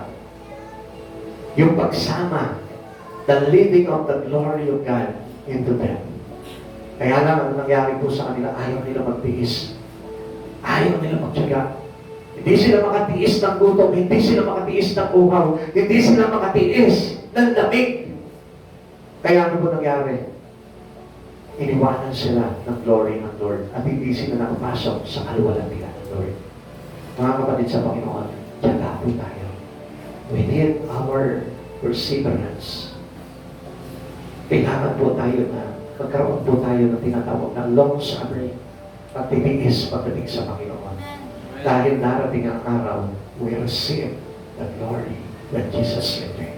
Amen. Roma chapter 8 verse 18, para sa akin ang mga pagtitiis natin sa kasalukuyan ay hindi maihahambing sa kalwalatiang ipapahayag sa ating panang araw. The glory of God is still waiting for us. Ikaw na nagpapagal palagi sa Panginoon. Ikaw na nagtitiis kahit na mahirap para sa Panginoon. Still, umasa ka pagdating ng araw, you will receive the glory in Christ Jesus. Amen. Waiting for God's coming glory are the one who search for riches of Christ. Yung mga naghihintay, nagtitiis, sila po yung naghahanap ng kayamanan mula sa ating Panginoon. Sa mga yung iba, hindi nagsisikap dahil hindi nila alam kung gaano kayaman at kasaganan nitong Panginoon na ito sa buhay ng lahat ng mga naghihintay sa akin. While we waiting, we do work to God. It's God's glory to bring us. So ito po yung nagtutulak po sa atin. And right now, di mo napapansin, Kahit parang tamad ka na maglingkod sa Panginoon, pero parang may nagtutulak pa rin sa'yo. It is the glory of God. Hindi yung nanay mo yun. Huwag ka magkamali doon, hindi nanay mo yun. Hindi yung kaibigan mo yun, hindi yung kapitbahay mo yun. Ang nagtutulak sa'yo sa mga bagay ni Kristo is His own glory. Amen. Sapagkat yung nanay mo lang, yung magtutulak sa'yo para mag-church ka, kaya-kaya pigilan, kaawayan. But the glory of God cannot be hindered Amen. by Satan. Amen. Kung ikaw na, kung ako lang, ang magtutulak sa inyo, at mangungulit sa inyo para maglingkod sa Panginoon, hindi ko magagawa yun. Why? Because it can be hindered by Satan. Amen. Kaya pigilan yun. Kaya i-block ng kaaway yung iyong daan para hindi ka makapagpatuloy sa Panginoon. But, when the glory of God prompt you to do things in Christ Jesus, walang sino pa makakapigil doon. Kahit na tinatamad yung katawan mo, kahit na antok ka, makikita mo, babangon ka pa rin para sumamba sa Panginoon. And that was the glory of God. Amen. Amen. Amen. Even though you have nothing, kahit na wala-wala ka, kahit na puno-puno ka ng problema, kahit na puno-puno ka ng babayarin at wala kang maipambayad, but yet still, kapag nakakagawa ka pa rin ng mga bagay para sa karangalan ng Panginoon, it is the God's glory that pushing you to do your work into Christ Jesus. Kaya huwag ka magtataka. Akala mo ba parang napipilitan ka? Yes, napipilitan ka, pero pinipilit ka ng glory ng Lord dahil ayaw niya na mawala ka. Amen. That was the presence of our Holy God. Bakit ka nandito ngayon? Because of the presence of God. Now, what poor sinner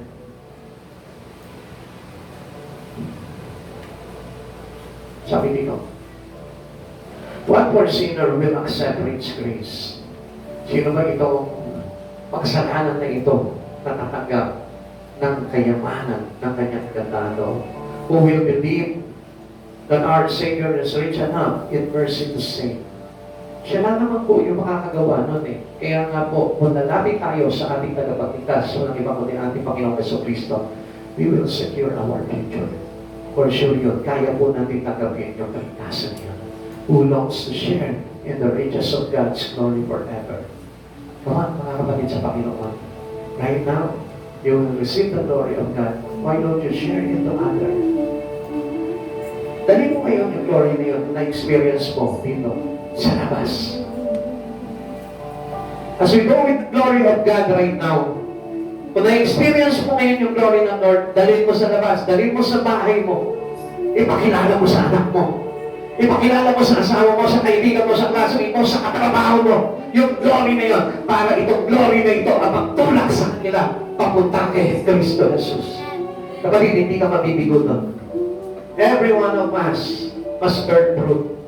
Tayo pwede magbunga.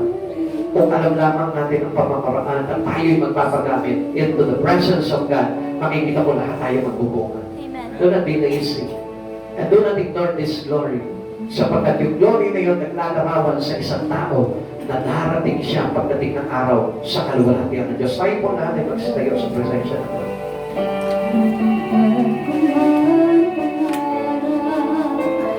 Come on. Let us experience the glory of God right now. Alam mo na sa oras na ito, if you are focusing your spirit into Christ Jesus, mararanasan mo yung glory ng Lord. Minsan ka na naiyak sa Panginoon. Minsan nang binagbati ng Lord yung puso mo. At hindi na imposible na sa pagkakataong ito, hindi mo maranasan ang kalwalhatian ng Panginoon.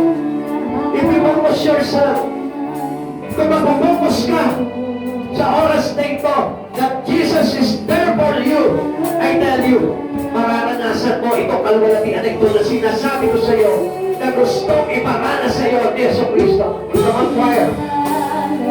Choir. Please, ulitan natin ang mga.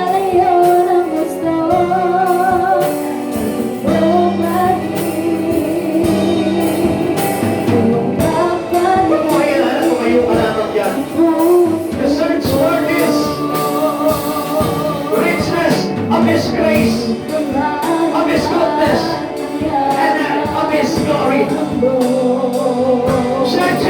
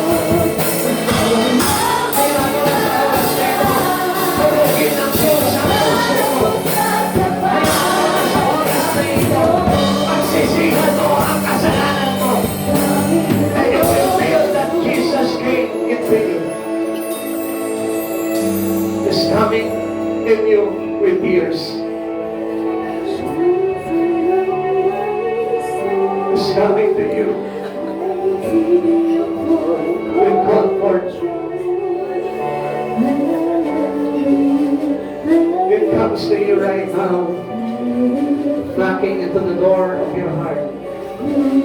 Buksan mo siya, pabuksan mo. Ano ang ibuhos mo? Huwag mong pigilan yung damdamin mo. Huwag mong pigilan yung damdamin mo. Magpaparanas siya sa iyo sa oras na ito. Seriously, accept Jesus right now. Huwag mo sabihin, tinanggap ko na si Jesus sa buhay ko. Still, tagapin mo pa rin siya. Come on, feel His presence. Isipin mo, ano bang Jesus ito? Gaano ba ang kabanalan itong Diyos na ito? Gaano ba yung kaputihan ni Jesus na ito sa buhay ko? Ano bang ginawa niya sa akin? Isipin mo lahat ng mga magandang bagay na ginawa sa iyo ng Lord. And you will know that His glory is inside you right now. Di ka pinigil ng Panginoon kahit kailan. At kahit kailan, hindi ka niya papabayaan. Kahit kulang pero may kapayapaan. Kahit nadadapa pero binabangon ka niya.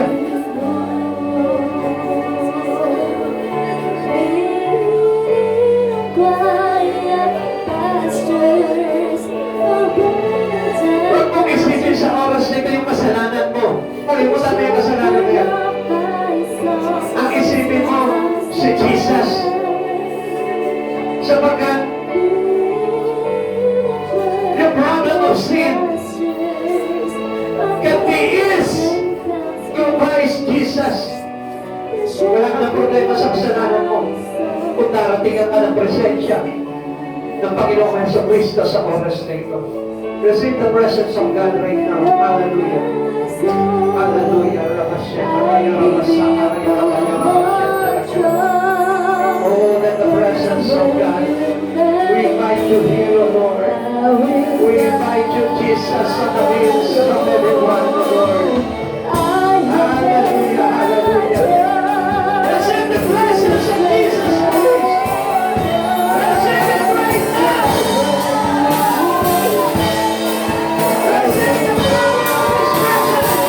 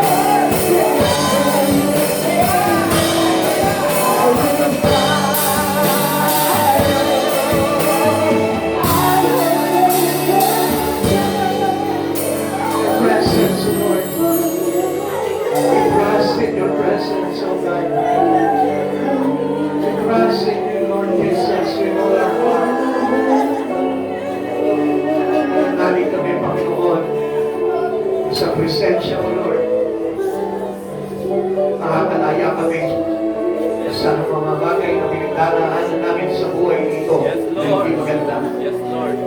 Panginoon, darating mo lang kami sa oras na ito, Lord. Alam ko na marami makakalaya sa lugar na ito, Lord. Even our family, Lord. Alam ko makakalaya, Lord. Kung may paparadas mo sa amin ang kalawalatian mo, Lord. You will experience your glory, Lord. Naniniwala kami, Lord. Meron ka ng pinapalaya sa oras nito. Meron ka ng pinapalaya sa kasalanan, sa panikala ng kaaway, sa anumang kalangiran ng kahirapan, karamdaman, kasalanan. Panginoon, may papalayain ka sa oras nito. Every one of us here, Lord, malaya, Lord, malaya. I claim it in the name of Jesus. I claim it by the presence of the Holy Ghost. By the presence of the Holy Ghost.